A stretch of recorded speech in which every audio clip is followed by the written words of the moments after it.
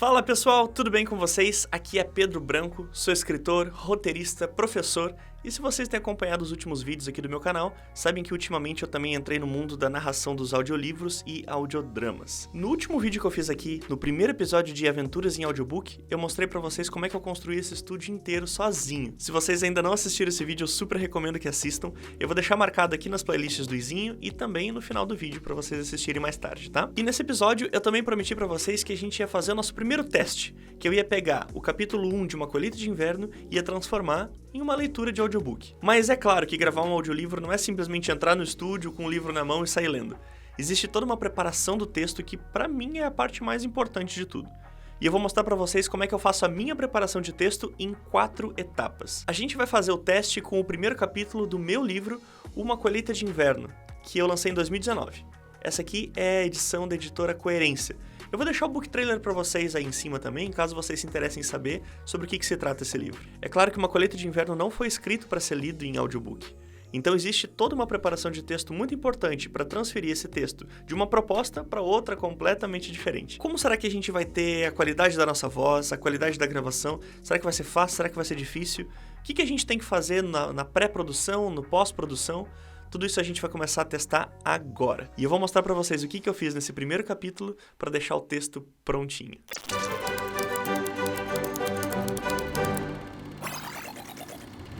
Então vamos lá. Para mim existem 4 etapas que são fundamentais para a conversão de um texto tradicional em um texto de audiobook. Primeiro, conheça a sua história. Segundo, entenda os personagens. Terceiro, prepare o texto. E quarto, soe interessante. Essas 4 etapas eu vou explicar pra vocês agora, na prática. Antes de tudo, se vocês estão fazendo um trabalho que não é pra vocês, quer dizer, que é com livro de outra pessoa, com texto de outra pessoa, conhecer a história significa ler a história. Então, digamos que vocês estejam fazendo um trabalho para um cliente e vocês recebem um texto, um livro, um conto, qualquer coisa. A primeira etapa é ler tudo. E não ler em voz alta, né, já se preparando para o audiobook, mas ler como um leitor de verdade. É importante que vocês entendam qual é o estilo narrativo da pessoa, como é que são os personagens, porque vocês precisam se preparar para isso. Pegar um texto pela primeira vez já no estúdio significa que vocês não entendem quais são os pormenores, as nuances da história, vocês não sabem quais são exatamente as emoções, as entonações corretas a se colocar nos momentos mais apropriados da história. Então, ler a história é fundamental. Depois, sendo um artista da voz, vocês precisam ver como é que essa história encaixa na voz de vocês.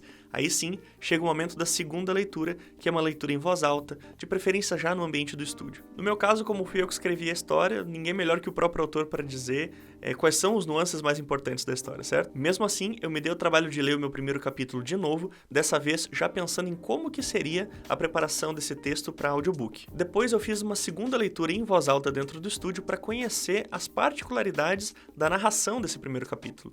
Porque, como eu disse para vocês lá no início, esse texto não foi escrito para ser lido em voz alta.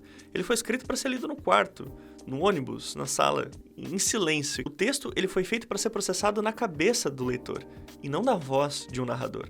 Então existem certas coisas que precisam ser alteradas, que precisam ser mudadas. Portanto, essa primeira preparação é muito importante para vocês já estarem preparados para o que vai vir no momento da gravação de fato. Então, em resumo, conheça a sua história significa leia a sua história, principalmente se ela não foi escrita por ti. Segunda etapa, entenda os personagens. Qualquer bom autor vai dizer pra vocês que a alma de uma boa história é um bom personagem. Então, se a gente tá fazendo uma narração de audiobook, a gente precisa, acima de tudo, arrasar nos personagens, nos diálogos. É claro que o narrador também é muito importante. O narrador, às vezes, ele é tão importante quanto os personagens. Mas isso significa que, se vocês estão se preparando super bem para narrar, também precisam se preparar muito bem para fazer os personagens. Isso não significa só fazer uma voz diferente ou outra, mas é entender quais são as características desses personagens para não transformar a intenção do autor em outra completamente diferente. Se vocês estão fazendo um trabalho para outra pessoa, pegando o texto de um outro autor e transformando esse texto em alguma coisa, é importante que vocês entendam quais eram as intenções do autor no momento em que escreveu o X personagem, para que vocês não transformem, por exemplo, uma pessoa tímida em uma pessoa extremamente extrovertida. Isso pode acabar influenciando no enredo de uma maneira não intencional. Enfim, preparar os personagens significa, então, ler e, principalmente, entender de maneira particular quem são os protagonistas, os secundários, os coadjuvantes, quais são as características intrínsecas de cada um desses personagens. Então, eu preparei um arquivo que me ajuda a entender melhor quais são os personagens que tem nesse capítulo 1 de Uma Colheita de Inverno, e eu vou mostrar para vocês agora. Vou compartilhar a minha tela aqui. Então, eu quero mostrar para vocês aqui 2 arquivos diferentes, certo? Esse aqui é um arquivo aberto em Word de Uma Colheita de Inverno, que eu naturalmente tenho porque fui eu que escrevi, não é? Mas se vocês estiverem trabalhando para um cliente, talvez seja legal pedir esse arquivo também aberto para que vocês possam fazer certas anotações. Nesse caso aqui eu fiz uma cópia do arquivo para eu poder fazer alterações à vontade sem me preocupar em perder o arquivo original. Aqui então eu posso reescrever coisas, posso fazer marcações, posso fazer alterações à vontade sem me preocupar. Nesse arquivo eu estou interessado antes de tudo no capítulo 1, que é o que a gente vai trabalhar agora, né? Então, já no capítulo 1, eu comecei a fazer as marcações de quem são os personagens. Eu quero entender quantos personagens eu tenho, quem são eles, para eu já preparando o mindset de cada um, certo? Não só as vozes, mas as intenções, as características de cada um. Então, eu escolhi uma cor para cada personagem que eu encontrei. Foram 5, 6, 7... Foram 8 personagens, se eu não me engano. Então, eu separei 8 cores, uma para cada personagem. Então, vocês veem aqui, logo no início a gente já tem um. É um personagem de um livro dentro do livro, uma metalinguagem incrível, né? Em seguida a gente tem um personagem verde, depois um amarelo. Então vocês vão vendo que conforme eu vou descendo, a gente vai encontrando novos personagens. O amarelo é o protagonista, vocês vão ver que ele tá do início ao fim, certo? E depois de fazer todas essas marcações, eu fiz um outro arquivo que eu acho bastante interessante de fazer, que ajuda a gente a ter um resumo de quem são cada um dos personagens. O que eu fiz? Eu separei esses personagens pelas mesmas cores que eu marquei lá no Word e coloquei algumas informações que vão ser úteis para mim na hora de pensar na voz e nas intenções de cada um deles. Então vamos lá. O Christopher é o nosso protagonista. Eu marquei ele de amarelo lá no Word, então eu coloquei um post-itzinho amarelo aqui para ele também. Ele tem 43 anos e ele tá vivo. Por que eu coloquei que o personagem tá vivo? Porque, se vocês não conhecem a história do meu livro, ele envolve pessoas vivas e mortas, espíritos e pessoas vivas, né? O Christopher é um cara que tem a habilidade de ouvir os mortos e conversar com eles. A outra protagonista é uma menina que consegue enxergar os mortos. Eu acho que existem mais personagens fantasmas do que personagens encarnados. Então, o que eu faço? No meu livro, cada vez que um espírito fala, eu coloco a fala dele em itálico.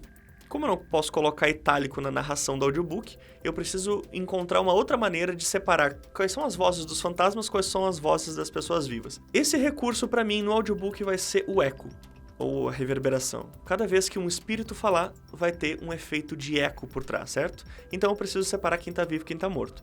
O Christopher, no caso, tá vivo, então sem efeito de eco.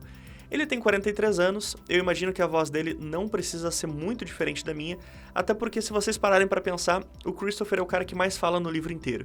Então eu preciso encontrar uma voz que seja confortável para mim. Não posso fazer uma voz super diferente, uma voz super característica, né? Precisa ser uma coisa que encaixe confortável na minha voz. Talvez uma mudança de tom, uma mudança de ritmo de leitura, já seja o suficiente para caracterizar o Chris.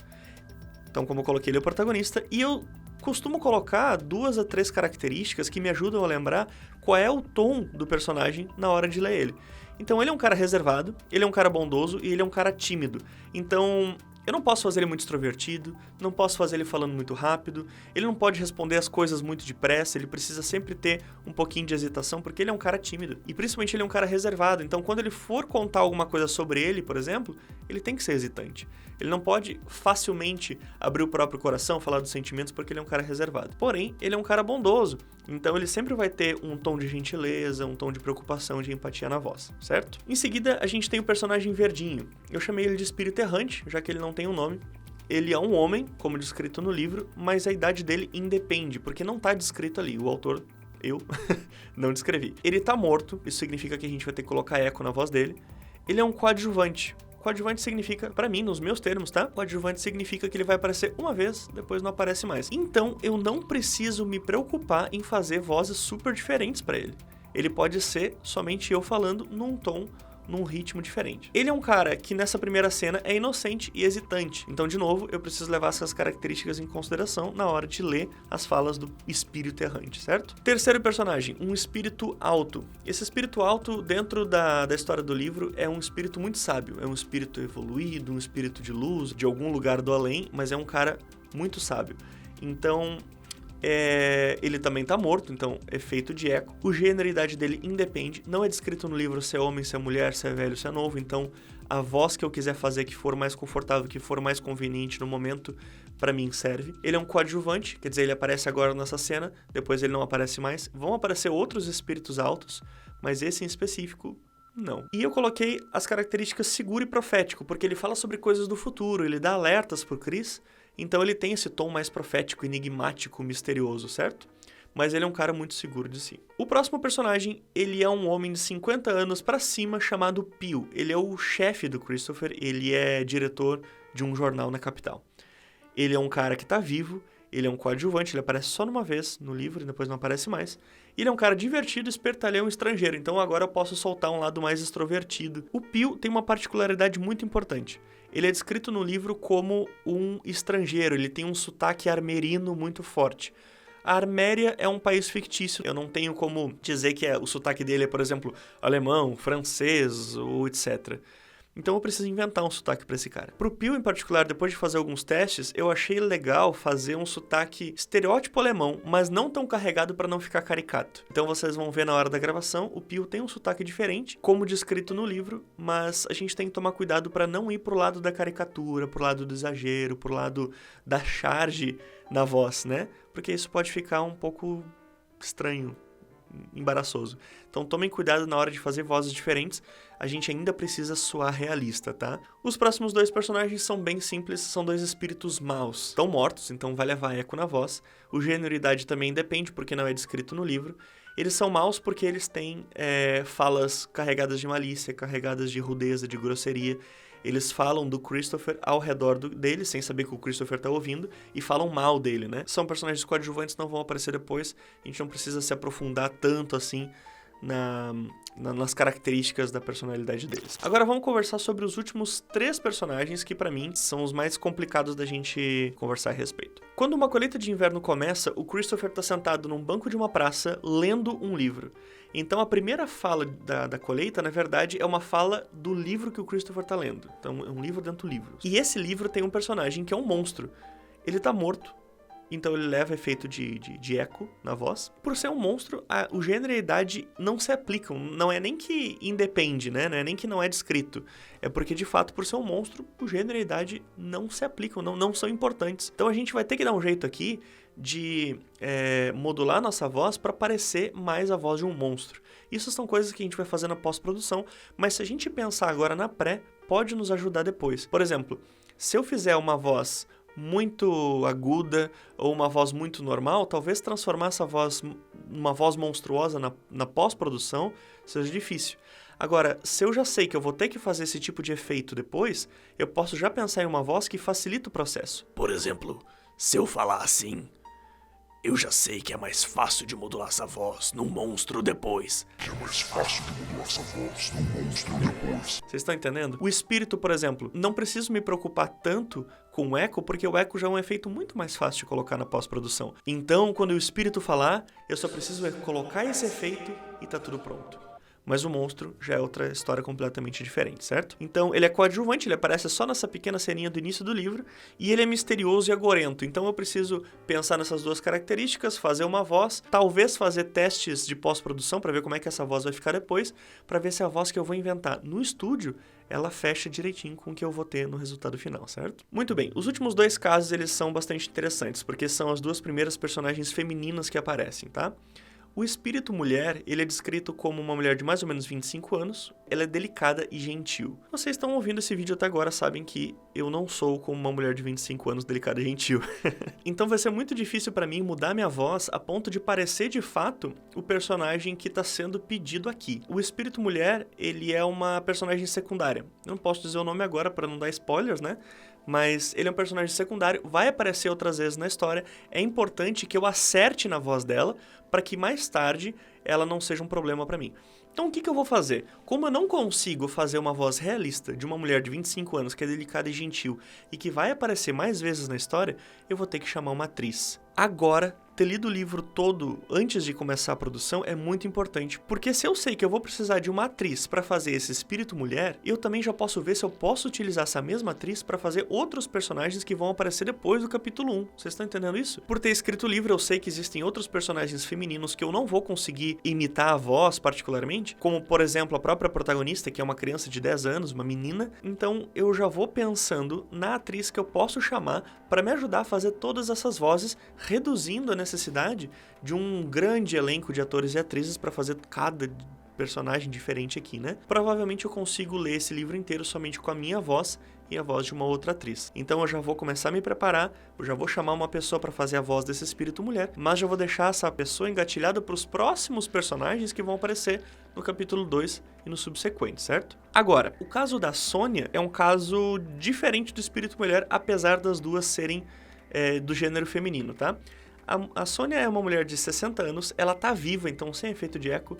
Ela é secundária, e aqui eu fiquei muito na dúvida de colocar a Sônia como secundária ou como protagonista, porque a Sônia aparece em todos os capítulos, ela é muito importante, mas como o livro não gira em torno dela, nem em torno de nenhum aspecto da história dela, eu resolvi colocar ela como secundária, certo? Mas ela é muito importante, ela é quase uma protagonista. Já que ela vai aparecer muito, eu preciso encontrar uma voz que seja confortável, preciso ver se eu consigo fazer, ou se eu vou ter que chamar uma atriz, etc, né? No caso da Sônia, eu decidi fazer a voz eu mesmo. Por quê? Porque a Sônia, ela não requer tantos trejeitos na voz a ponto de eu não conseguir fazer. A ponto de ficar esquisito na minha voz. Então uma mudança de tom, uma mudança de ritmo na leitura já foi o suficiente nos meus testes para ver que eu consigo fazer a voz da Sônia do início ao fim do livro, tornando ela verossímil. Então eu não perco a suspensão de descrença fazendo a voz da Sônia, como eu perderia se eu tentasse fazer o espírito mulher. Então, o que eu quero mostrar pra vocês com esses dois personagens aqui é que não necessariamente, se vocês forem uma mulher lendo o livro, vocês precisam chamar homens pra fazer a voz dos homens. E se vocês forem homens, não precisa necessariamente chamar uma atriz pra fazer a voz das mulheres. Na verdade, de fato, a maioria dos audiobooks ele é lido por uma pessoa que faz todas as vozes. E não necessariamente tu precisa forçar a tua voz, torná-la mais aguda ou torná-la mais grave para fazer um personagem diferente.